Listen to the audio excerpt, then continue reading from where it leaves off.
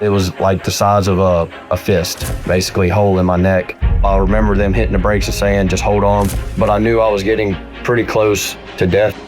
High Scene TV, this is my story.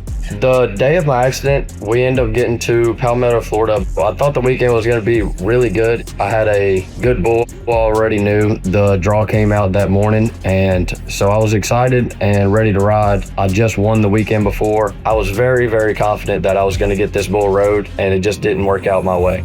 I knew this bull was pretty fast and he was kind of flat, so whenever a bull's really fast and flat, you gotta kind of sit up. Then bulls want to really pull you down on top of their head, and about 5.5, 6 seconds, that's when the bull really sped up and he started backing up, which caused me to be pulled down on top of his head. I felt him hit my mask the first time on the left side, and the second time it felt like a punch. This horn went straight in and straight out. When I first got up, I immediately seen the blood hit the ground with me. It splattered on the ground, and I first originally thought that I broke my jaw. I thought the blood was coming from my mouth until I took my helmet off, and that's when I seen the stream kind of start squirting out pretty bad. I actually got up, walked out of the arena, walked straight to the ambulance, and that's when I told them, hey guys, we gotta fix this. At that moment in time, I didn't realize how serious it was. About 10 minutes of sitting there behind the ambulance, I felt my body start shutting down from the blood loss, and that's when I told them guys, hey, we need to leave, like right now.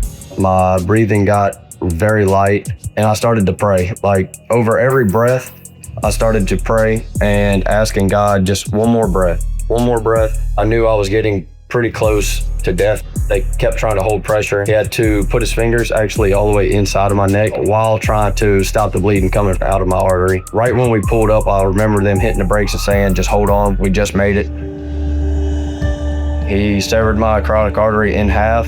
They had to actually go in and do plastic surgery to remove my carotid artery completely and actually tie it off. It goes from here, it's actually a lot smaller than it used to be, but it was all the way up here to my ear, down to my neck. I had 2 nurses in there that was talking to me about the incident. They asked me if I've actually seen what it looked like.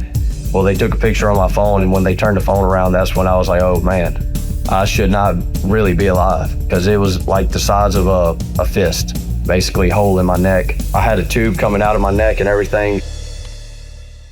4 months of healing, and now that I'm back, I think I healed up pretty quick. They had to let the artery completely regrow back through my face, and as it regrows, I get more and more feeling.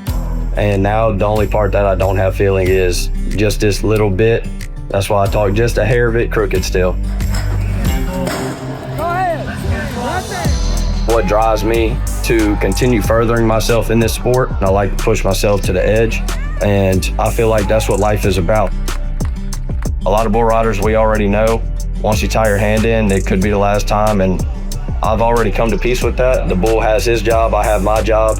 We both go out there and do our jobs, and we both respect each other. I am seen, are you?